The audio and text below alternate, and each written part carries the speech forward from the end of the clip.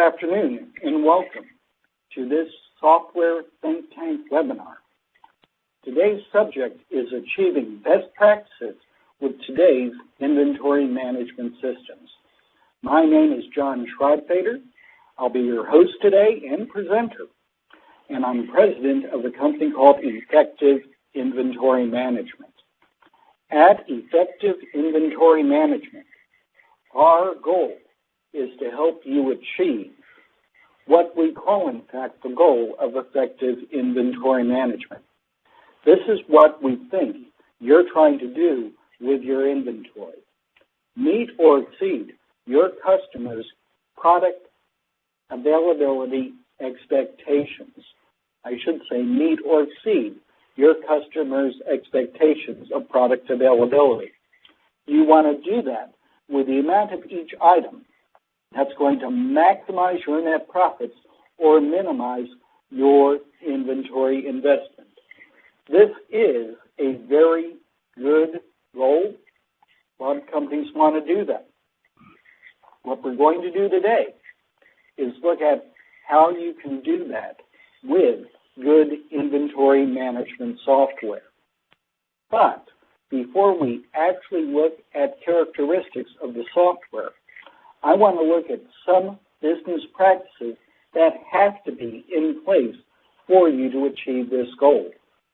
You need to have both what we call inventory control and good inventory management in order to achieve the goal of effective inventory management.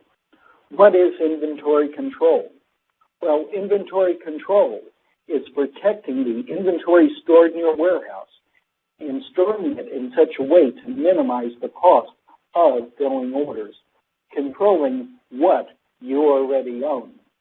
Now, this is not going to be really a function of your inventory management software as much as it is a function of your corporate policies and procedures.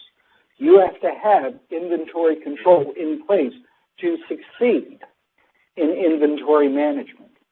That is, replenishing stock with the right quantity of the right item at the right time in the right location, managing your inventory investment to maximize your net profits. Now, we have never seen success in inventory management, no matter what software you have, until we have policies and procedures in place in a corporation that lead to the goal of effective inventory management. You need, as I say on this slide, an environment of cooperation and responsibility. Cooperation and responsibility between your sales, users, and marketing. You see that down in the left-hand corner of the triangle. Replenishment up on top. And the folks out in the warehouse, bottom right-hand corner. What do I mean? Well, everyone has a role in achieving effective inventory management. Everyone has responsibility. When I talk to salespeople or end users, often they tell me the only thing we know about inventory is we never have what we're looking for. But to be successful, your salespeople, your users, have to take an active role in achieving effective inventory management. This includes determining what products should be stocked in each of your branches or warehouses, each of your stores. They're closest to the customer. They're closest to your project. They should know what you need. Further, they're going to help develop the forecast of future sales or usage. I didn't say forecast by themselves. I said they're going to help develop that forecast. They're going to be charged with deciding what new products should be introduced to the customer base. What new products should you introduce to inventory? And they're going to help keep inventory records accurate. They're not going to take inventory out of your facility without properly recording it. Now, last week, I was at a distributor. We went through this list, and the salespeople said, What's left for the buyers to do? It looks like we're doing all of the work in inventory management. Well, the buyers have a completely different role, equally important though. They are charged with making sure that inventory is available in each store, warehouse, or branch to meet that forecast that we came up with.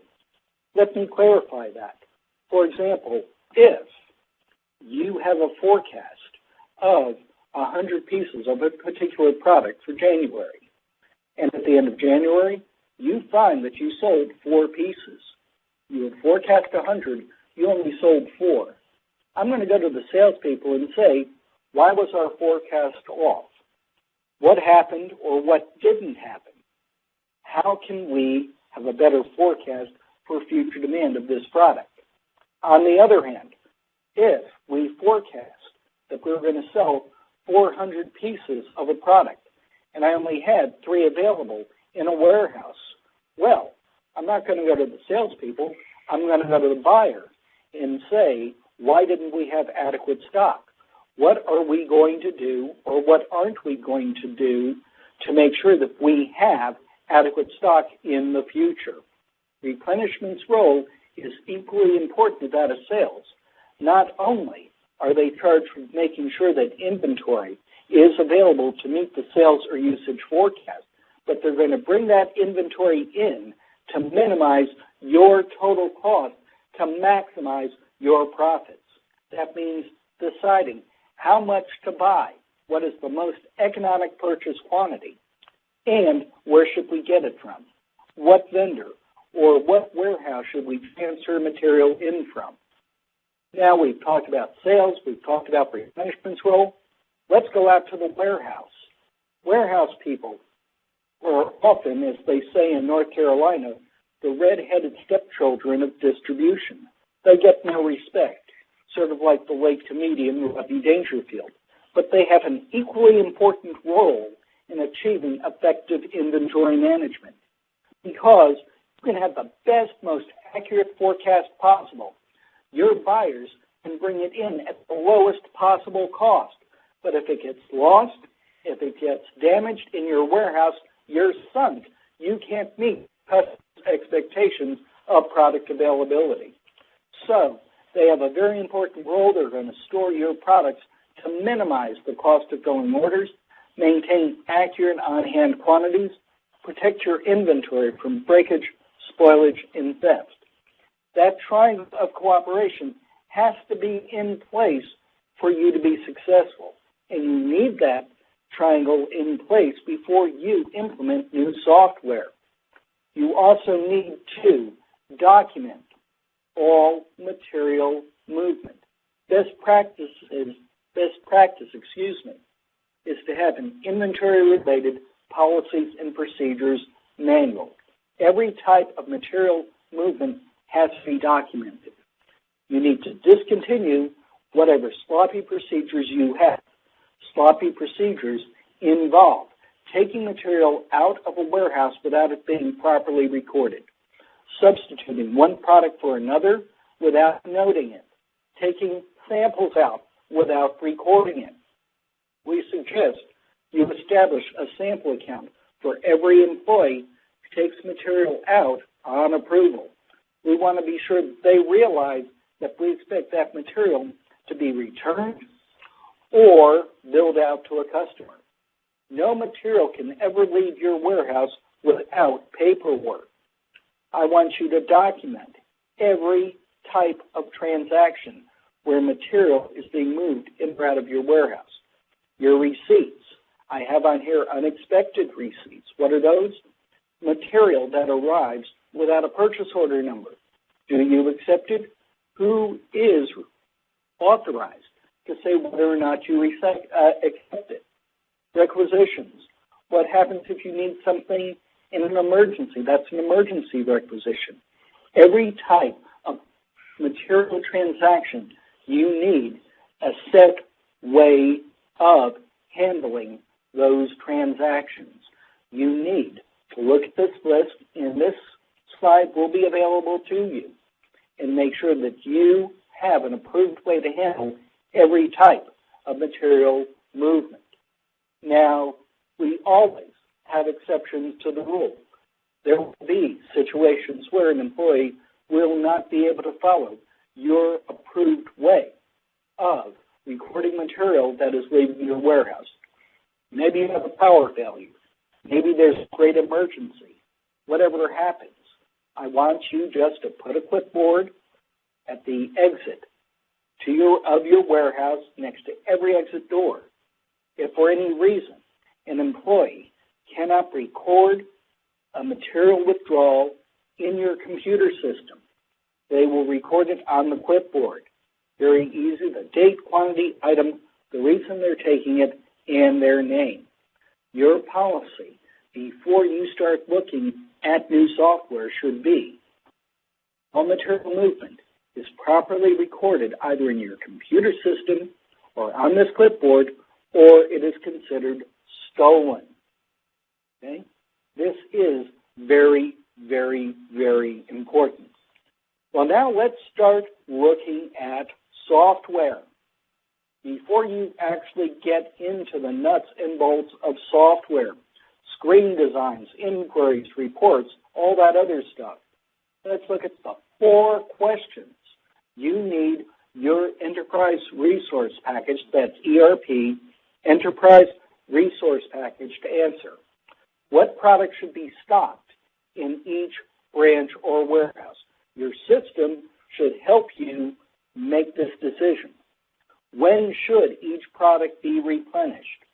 When should you issue replenishment orders? This is critical to you achieving your desired level of customer service to meet or exceed your customers' expectations of product availability. Because when you order products, has a great deal to do with your customer satisfaction than how much you order. But we also need to look at what is the most appropriate source of supply. Do we purchase it from a vendor, transfer it in from another warehouse, assemble it in-house? We also need to actually look at what is the most appropriate replenishment quantity for each product. These are questions your system has to help you answer. Now, there are 4 types of computer systems out there. By the way, trivia, there are 469 different enterprise resource packages marketed in North America today. 469 options you have. And I can separate them into 4 categories. We have accounting systems, okay? Counting systems, where you manually set replenishment parameters. You go in there and manually set minimum and maximum quantities or reorder quantities and reorder points. You have simple replenishment systems that have 1 or 2 formulas used to calculate replenishment parameters for all items. Those are simple. Simple to understand. You have 1 or 2 methods used to replenish your inventory. You have mystery box systems, which are the exact opposite of simple replenishment systems. They're very complicated, very sophisticated. They are, in fact, so sophisticated that you can't understand their inner workings, and the software company won't explain them to you. Now, if you see an accounting system, a simple replenishment system, a mystery box system, don't buy it. Saying it categorically, don't buy it. What you want to look for is what we call a best practice system. There are a number of different best practice systems on the market today. They have certain characteristics. We're going to look at those as we go through the next hour. They use a number of different methods to determine when to order a product and how much to order. They will help you decide from all those methods of determining when to order a product and how much to order, what is the best method for each item. But most importantly, a best practice system is simple to understand. A buyer can replicate, can reproduce any results that the system calculates on a handheld calculator. They can say, yes, I understand how the system works, because buyers will not utilize a system they do not understand. Why? Because the system will give them a strange answer once. They will get into trouble, and they will take the attitude, I'm not going to risk my job on a system that I don't understand. And I don't blame them. Well, let's get into the characteristics, the features that you need in a system.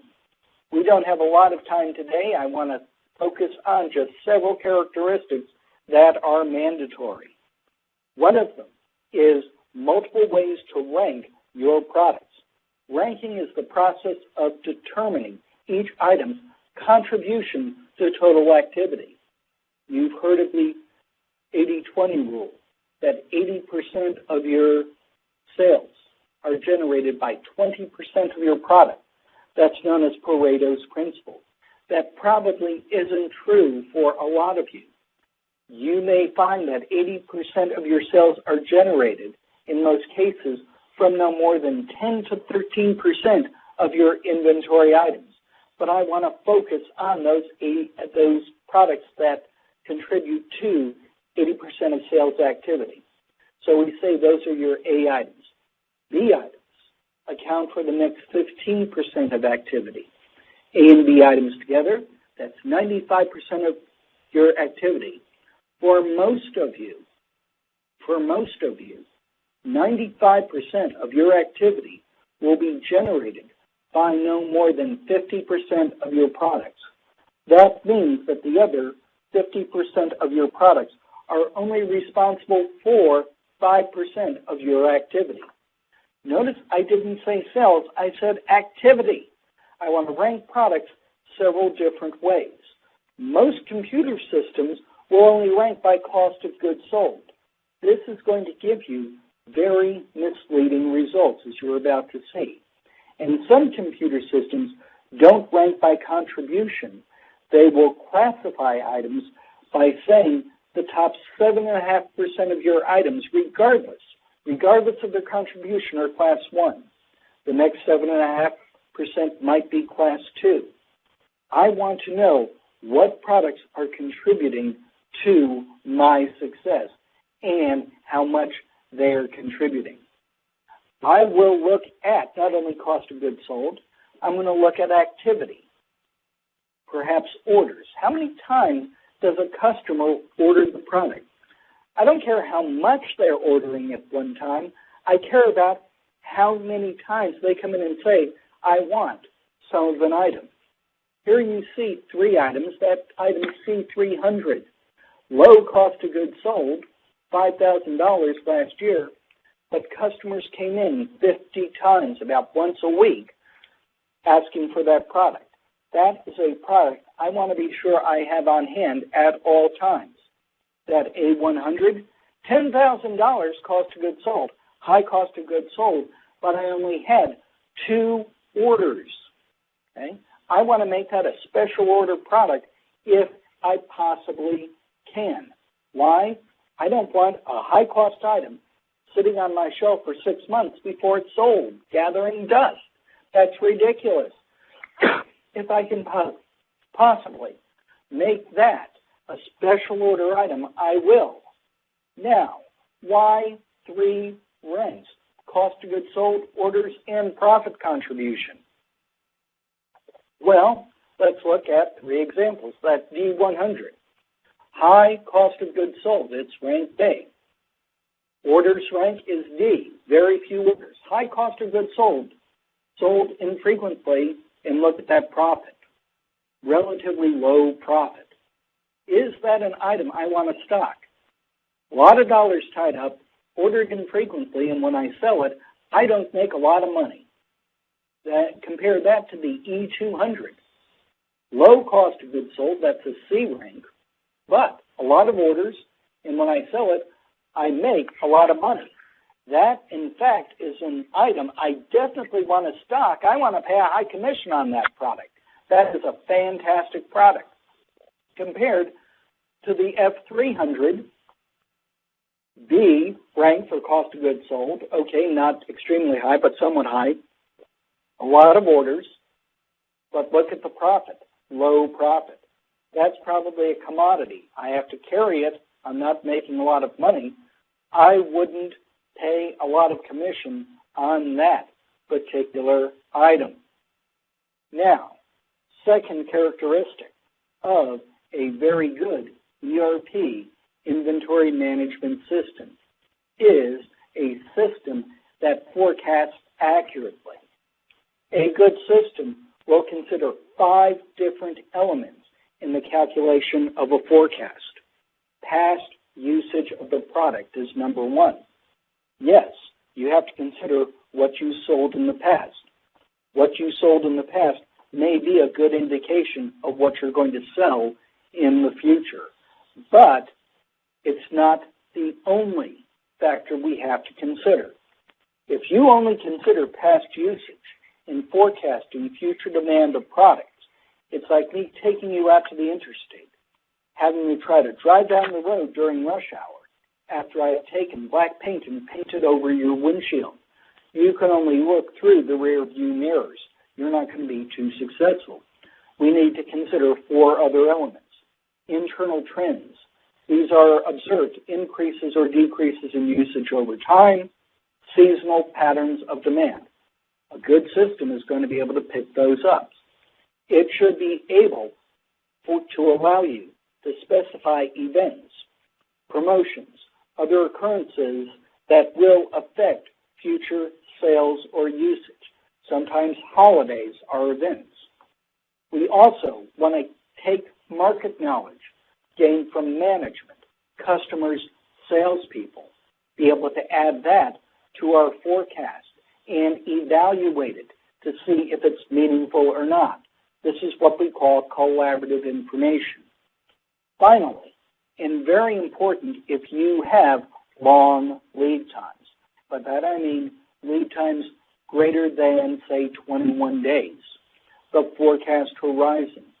You need your system to forecast at a day's date equal to today's date plus the lead time.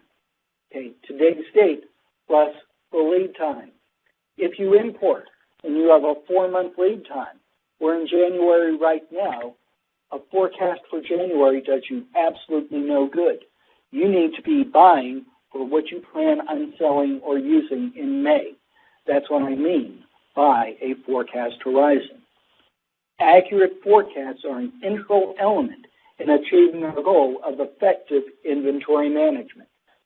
Understand that different items that you stock have different patterns of usage. Items in the same product line next to each other on the shelf in your warehouse may have radically different patterns of usage.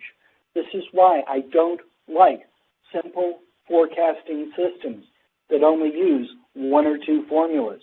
You need multiple formulas. You need a system that's going to calculate an accurate forecast error. We live and die by the forecast error. We are constantly monitoring how good your forecasting is. We are comparing the forecast to actual usage. Here you see our formula, the absolute value of usage minus the forecast, divided by the lower of forecast or usage.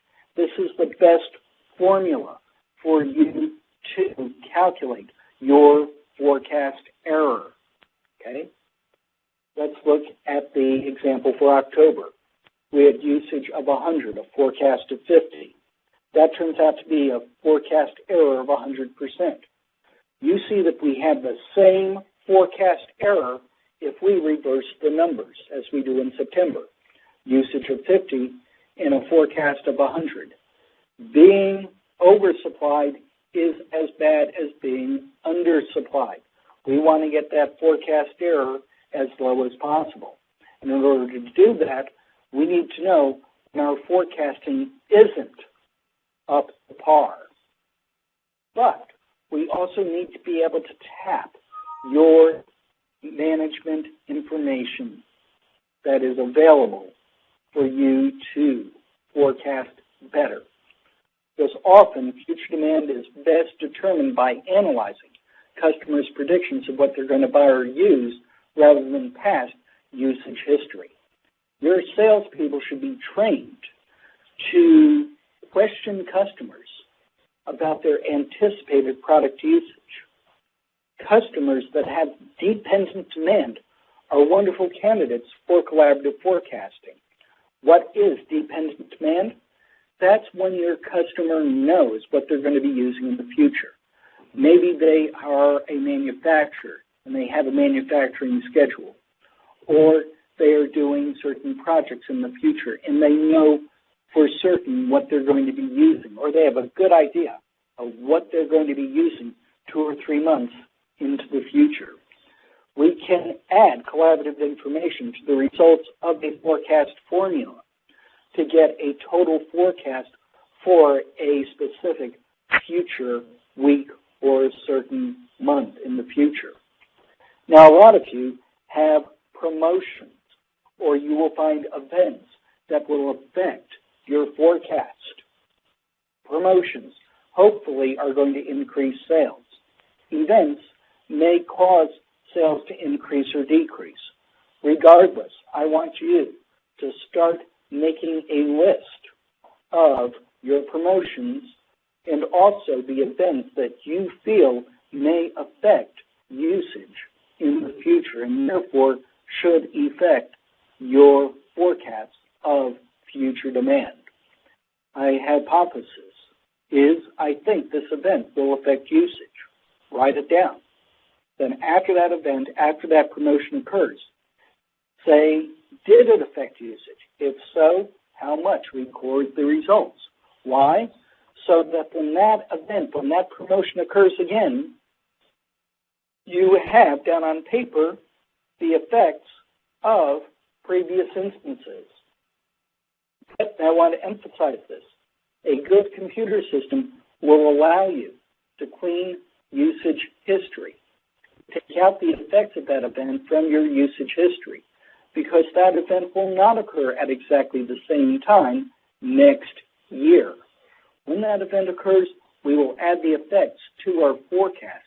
That forecast is based on usage history and collaborative information that doesn't include the effects of that event. By cleaning out usage history, I mean adjusting your usage as though that event never occurred. Say that we had a 100-year celebration back on April 23rd. Because of that, our sales were down 25%. Okay? Instead of 119, we only sold 89. Well, I want to correct usage history. I want your computer system to pretend that we sold 119 so that we will be adequately stocked in the future.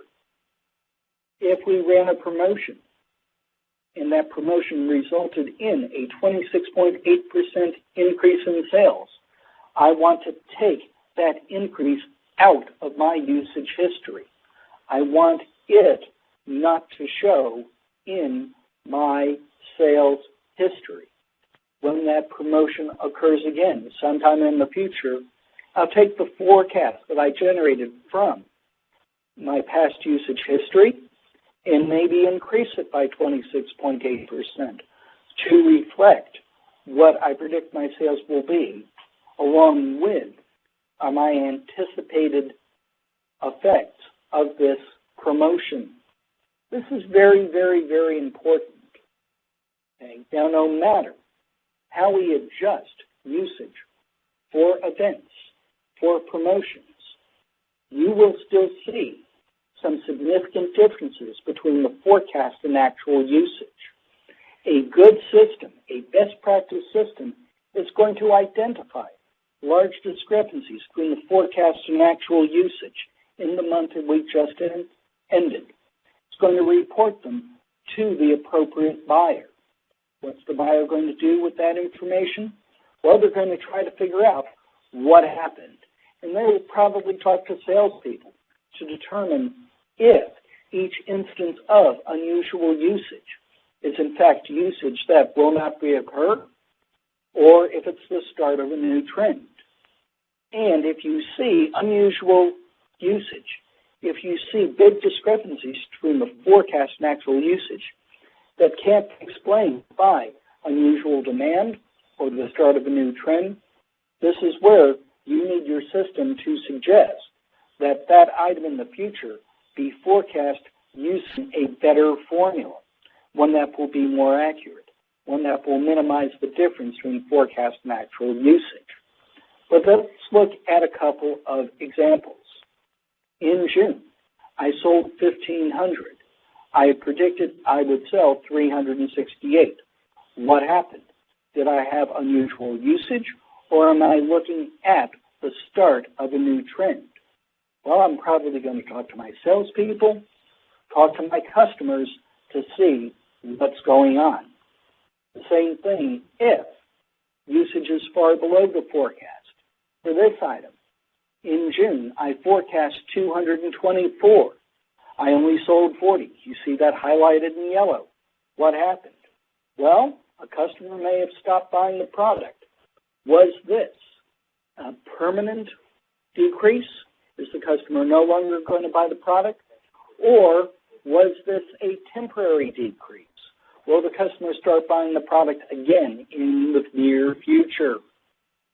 If you see unusual usage that was in fact unusual activity that will not reoccur, we suggest you adjust out the unusual quantity from your usage history. Okay? Of that 1,500 in June, 1,000 were unusual. That sale will not reoccur. So I'm going to subtract it out. My normalized usage, my adjusted usage will be 500. When I use June's usage history to forecast future demand, I will pretend that I only sold 500. I'm going to get an accurate forecast. On the other hand, if my salespeople talk to the customer and they say, oh, we're going to be using 1,000 pieces in July, August, every month into the future, best practice is to adjust usage by putting 1,000 pieces, adding 1,000 pieces to my usage history for each of the previous 12 months. A good computer system will allow you to adjust usage for unusual circumstances. This is going to do a lot to getting you a very accurate forecast. If you have more than one location, if you have more than one branch, a good computer system will absolutely support what we call multiple paths of replenishment. You should be able to buy a particular item for a specific branch from a vendor, but you should also be able to get that product from a distribution center, or what I'm calling here a central warehouse. A best practice computer system will allow the central warehouse to forecast not only for its own needs, but for the needs of the branches it resupplies. As a matter of fact, I want you to look at best practice computer systems that support the 4 basic types of replenishment. We call them distributive replenishment. That's where an item is replenished directly from the vendor. Central warehousing or distribution center replenishment, where one facility, one warehouse in your company serves as the replenishment source, serves as the supplier for certain items for certain other warehouses. Central purchasing, similar to central warehousing, but when a central warehouse, when a distribution receives a replenishment shipment, that replenishment shipment is divided immediately. It is split, and certain parts of that are immediately sent to the other warehouses. The difference between central warehousing and central purchasing. In central warehousing, one warehouse serves as the supplier, as the replenishment source for certain items for certain other warehouses. Under central purchasing, One warehouse, the central warehouse or the distribution center, serves as more a freight forwarding station. It is immediately splitting shipments and sending that material off immediately. It never really enters the stock of the central warehouse or the distribution center. You also may need a system that supports assembly if you are manufacturing or assembling product in-house. Be sure your new software supports those replenishment methods that you need to fulfill your customers' orders. Now, we talked somewhat about forecasting. A lot of you have items that cannot be forecast. Okay? These items have sporadic usage rather than recurring usage. They are not sold or used on a regular basis. Okay? But you still expect those items to be in stock when they are needed by a customer. Now, it is important because I'm going to go to that second paragraph first. If a product has recurring usage, I can forecast future demand for an upcoming time period, be it a week, a month, a season, what have you, in stock according to what I plan to sell in that time period. But products with sporadic usage, you're not selling them, you're not using them every day, every week, or even every month, but you want to have them on hand. For sporadic usage items, a best practice computer system will calculate how many you sell in a typical transaction and stock the product based on that typical transaction. Here's an example of a sporadic usage item. I sold 50 in December, 20 in August, 50 back in March. Any computer system that forecasts this based on some average of past usage would tell you that you would sell somewhere between 10 and 16.7 per month. That's ridiculous. When you sell this product, you're either going to sell 50 or you might sell 20. You're never going to sell 10. You're never going to sell 16.7. That's why I say these products need to be stocked based on a multiple of the normal quantity sold or used in one transaction. You need a system to calculate that for you and to allow you to specify how many normal transactions you want to maintain for each item. I mentioned this before, but I want to do it again. If you have extended lead times, more than 21 days, you definitely need an inventory management system that has DRP, that's Distribution Requirements Planning capabilities. Characteristics of a DRP system include the ability to forecast each of the upcoming 12 months. Every month, it doesn't tell you what you're going to sell in the current month. It tells you what you're going to sell in each of the 12 upcoming months. It will also allow you to calculate safety stock quantities, reserve inventory quantities, which we're going to discuss in a minute, based on the forecast. Okay? Not only is it going to forecast and calculate your replenishment parameters for each of the upcoming 12 months, but it's going to calculate when you're going to need stock. Okay? When you need a stock receipt to satisfy your forecast, to satisfy your stocking requirements for each of the upcoming 12 months so that you can plan out your purchase orders. But not only is it going to tell you when you need to order, when you need to receive material, it's also going to tell you when you need to order that material. So if you have a 60-day lead time, and I determine that I need 100 pieces in March, it will tell me that you need to order those 100 pieces in January. The 100 pieces that I'm going to need in April, a good DRP system will say, place those on order in February. Again, if you have extended lead times, DRP, Distribution Requirements Planning, is not an option. It is definitely a necessity for you to be successful. You want to be sure your system will calculate Didn't say what you specify. Calculate accurate reorder points. Sometimes these are called line points. These are your minimum quantities. A good line point, reorder point, minimum quantity is made up of three elements. You have your safety stock. Your safety stock, and we're going to look at this in depth in just 1 minute. Your safety stock is your reserve inventory. It represents what you want to have in case of emergency. And in case you actually sell more than you were counting on, because your forecast, keep in mind, no matter how accurate it is only a prediction of what you're going to sell. So your safety stock may cover some unexpected sales or delays in receiving a replenishment shipment.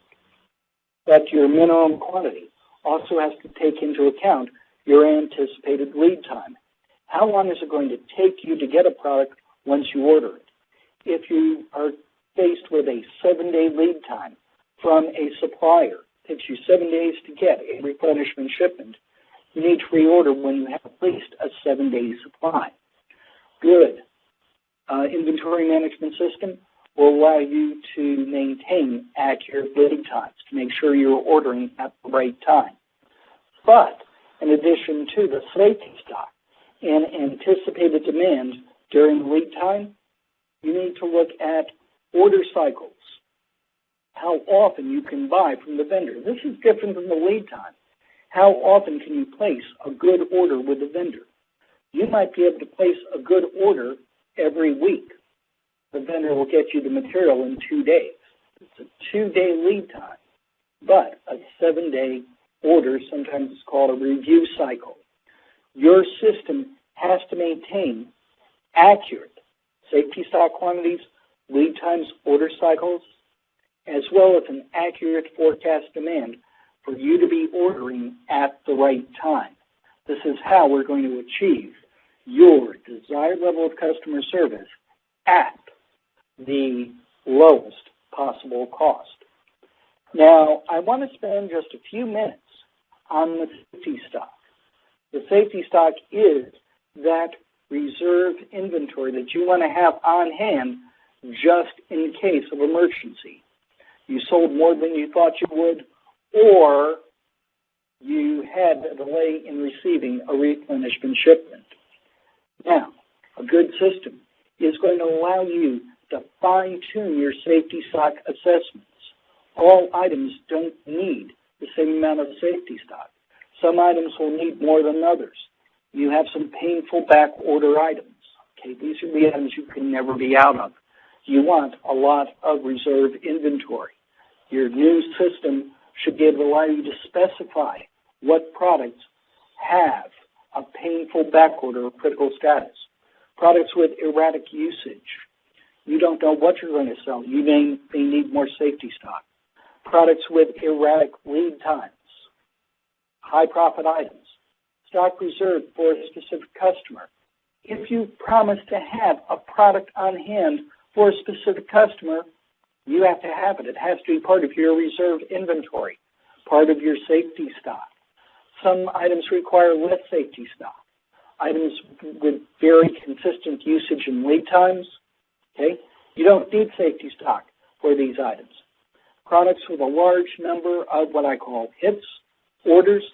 If customers are always ordering the product, believe it or not, you don't need much safety stock because of the number of orders, the frequency of ordering, your forecast will be more accurate than a situation where customers order less frequently.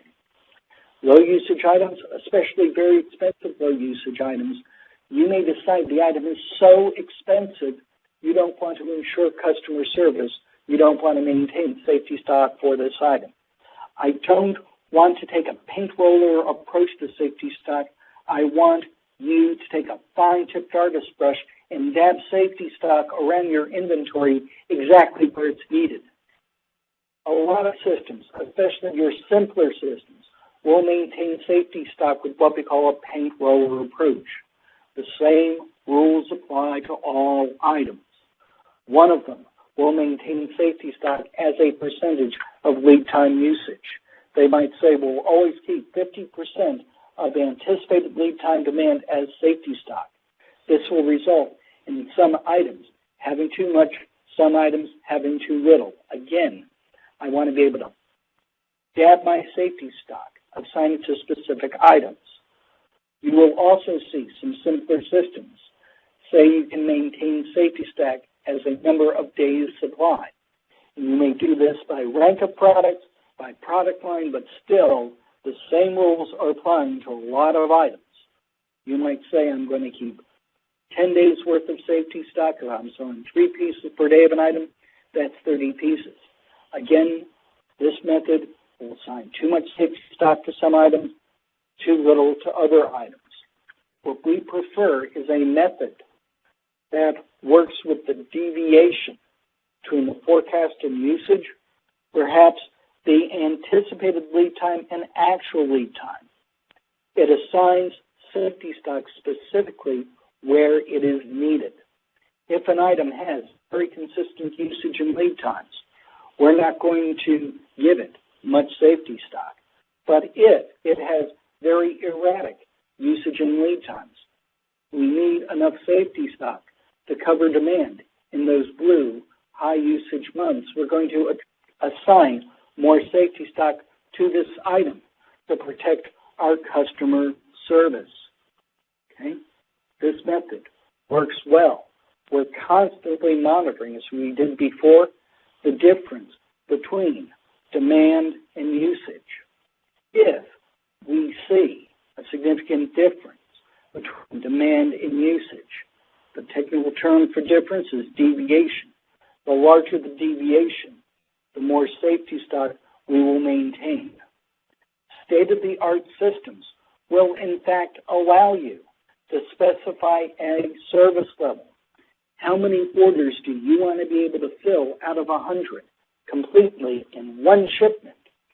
And it will determine the deviation multiple, the multiple of the average difference between the forecast and usage that you want to maintain to achieve your desired level of customer service. When we have utilized the deviation method as opposed to maintaining safety stock as a certain number of days or a percentage of lead time usage, we have always, and I want to emphasize, always seen a lower inventory investment necessary to achieve a higher level of customer service.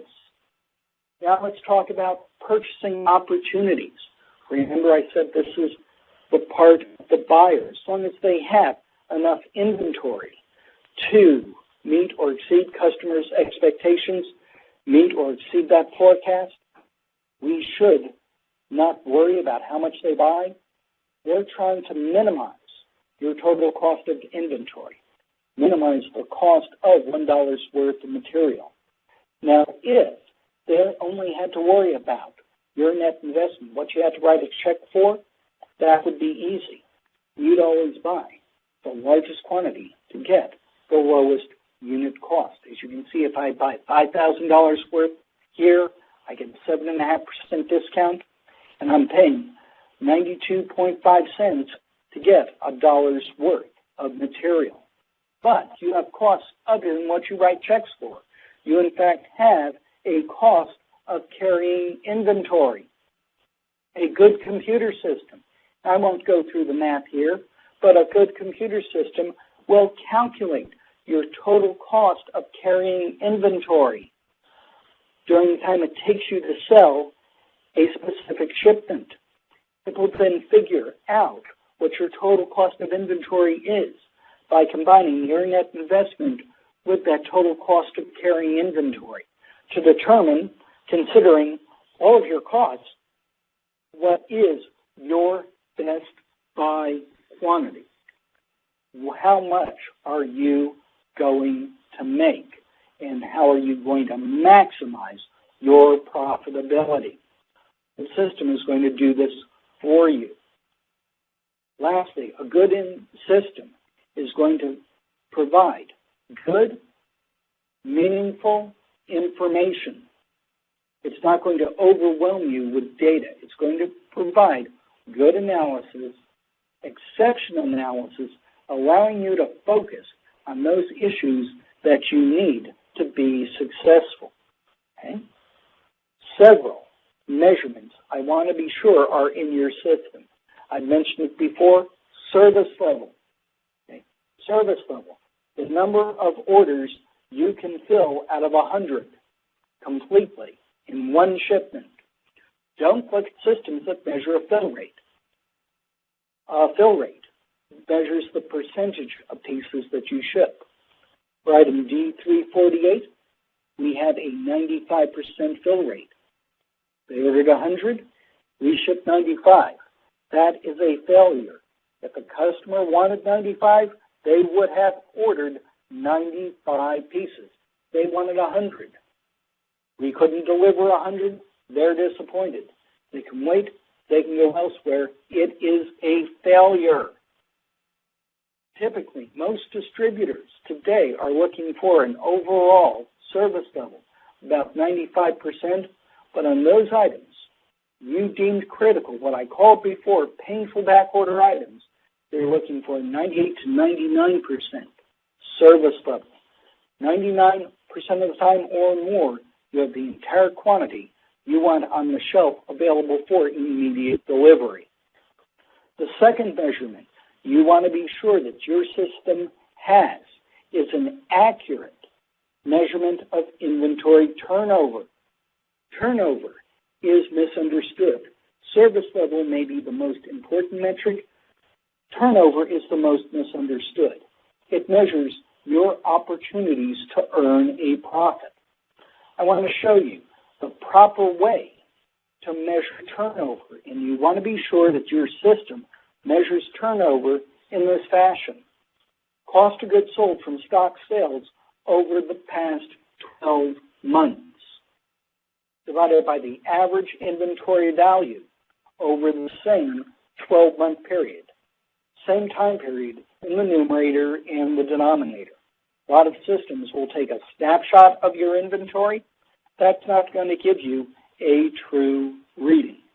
I want cost of goods sold and average inventory over a 12-month period. Now, I gave you goals for service level. I can't do it for turnover because all of you have different potential turnovers. If you want some goals, I have two measurements for you. One is called a turn index. The other is called gross margin, return on investment, GMROI. I don't care which you use, but your new system should have one, the other, if not both.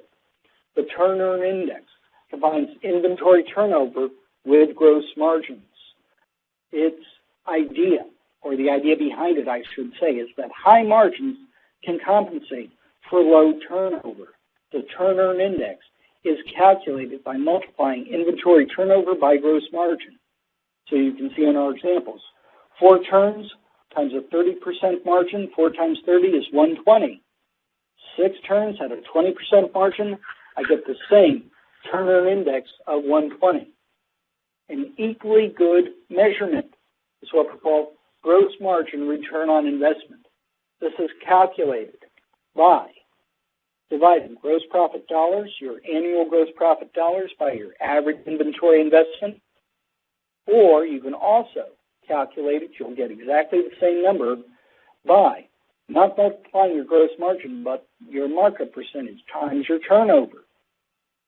$500,000 gross profit divided by $250,000 equals a 200 GMROI. 6 turns at a 33% markup. Again, that's a 200 GMROI. Now, I don't care if your new system measures the Turner Index or GMROI, but understand that they measure the same thing. They measure your inventory profitability, but they do it on 2 different scales. The Turner Index, if I have sales of $2,000, cost of goods sold of $1,500, and average inventory of $250, I will get a Turner Index of 150. Why? That's a 25% margin times 6 turns a year. 2,000 minus 1,500 is 500 divided by 2,000 That's 25% times 6 turns. 25 times 6 is 150. Using the GMROI with the same numbers, I get a GMROI of 200. Don't confuse these two terms. Now, if you want to be in the upper 50% of distributors, as far as profitability is concerned, you're going to have a turn-earn index of 120 or a GMROI of 150. If you're 25%, you're going to have a turn-earn index of 150 or a GMROI of 200. If you want to be in the elite 10%, you'll have a turn-earn index of 180. That might be 9 turns at a 20% margin. 9 times 20 is 180. Or a GMROI of 223. We have covered a lot in the past hour. Now, if you have questions, please type them in to the question and answer box that you see at the top of your screen. You'll see that you have a Q&A box, and I'll be happy to answer them. But before I go to the questions, I want you to be sure that you put in place policies and procedures necessary to achieve effective inventory management. Determine the features you need to best process your transactions. I would say the features that you saw in the past hour are not things that you'd like to have. These are requirements of things you have to have. But you also might have specialized features that you need. If you'd like to talk to them, we'd love to talk to you about it at no charge to see if we can point you in the right direction. As you evaluate new systems, be sure to give your potential software vendors all of the data from one of your warehouses, at least one of your warehouses, all the items from one of your warehouses, and look at the results. See how good they're doing at achieving your goal of effective inventory management. Do you agree with the results? Do you like the results? Are they going to better your inventory-related operations? You can achieve this goal of effective inventory management. Okay? Now, if you have questions, please let me know. There's my contact information. You'll also find other information on the Software Think Tank website, also on our website, which is effectiveinventory.com. I should add that we write proprietary, specific content for the Software Think Tank, and they've just posted a white paper which goes into all of the topics we discussed today in more depth, and several other topics as well. Now let's look at the questions and answers. We have one. Will this slide deck be available? Yes, it will. It's going to be posted on the Software Think Tank website. Second question, with all of this, how do we get started looking at ERP systems, inventory management systems? How do we know if we have a problem? Well, if you find yourself with a lot of stockouts, with a lot of overstock, you know you have a problem. You can look for systems that have these characteristics. Now, as I said, there are 469 systems marketed in North America. Some are more appropriate to certain industries than others.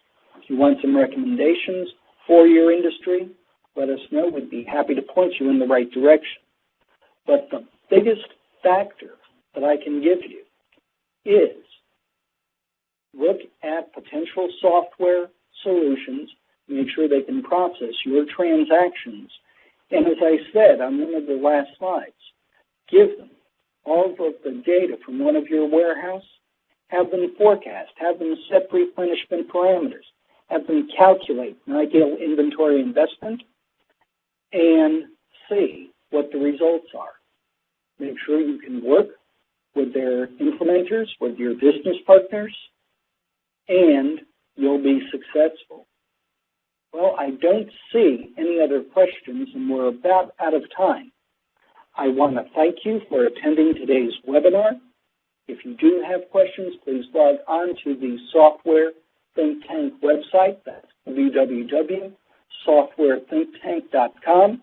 We have a lot of other great webinars coming up. Those topics are posted on the Software Think Tank webinar. Let us know if you have questions, and I hope you all have a very good day. Thank you very much.